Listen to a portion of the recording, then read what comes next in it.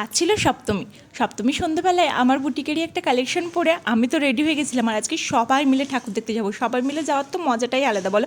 মা বাপি কিছুতেই কালকে যায়নি, তাই আজকে জোর করে টেনে বার করেছি। প্রথমেই আমরা মেট্রো করে একটা জায়গায় যাবো বলে, কিন্তু একজনের কাছে শোনা গেল দিল্লির ওখানে নাকি আর দুর্গাপুজোটা হয় না। তাই এই যে ক্যাব করার চেষ্টা করেছিল, অনেকক্ষণ ধরে ক্যাব হয়নি বলে টোটো করেই এই যে এই মার্কেটে চলে এসেছিলাম, মানে চাঁদনি চক মার্কেটের দুর্গাপুজোটা এত সুন্দর, এখানের পুজোটা ব্যবস্থা করে করা হয়েছে সোসাইটির, ভীষণ সুন্দর করে। আর মায়ের মুখটা দেখো।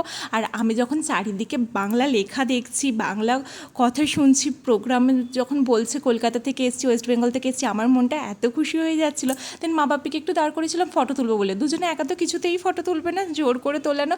আর বাপি কিন্তু এদিকে ক্যামেরাম্যান হয়ে গেছিলো। দেন ওখানে না বাউল হচ্ছিলো, তাই আমি আর মা একটু বসে পড়েছিলাম, বেশ ভালো লাগছিলো।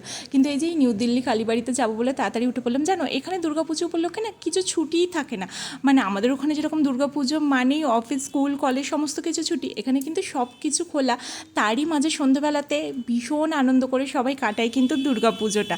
এখানে দশমীর দিনটা ছুটি থাকে, যেহেতু এখানে না নবরাত্রি পালন করা হয়, তাই দশমীর দিনটা সমস্ত কিছু ছুটি থাকে। দেন নিউ দিল্লি কালীবাড়িতে আরেকটা জায়গায় চলে গেছিলাম, সেখানে একটা মা কালী ছিল, মানে মুখটা দেখেই না আমার গায়ে জাস্ট কাটা দিয়ে উঠছিল, এত সুন্দর ছিল।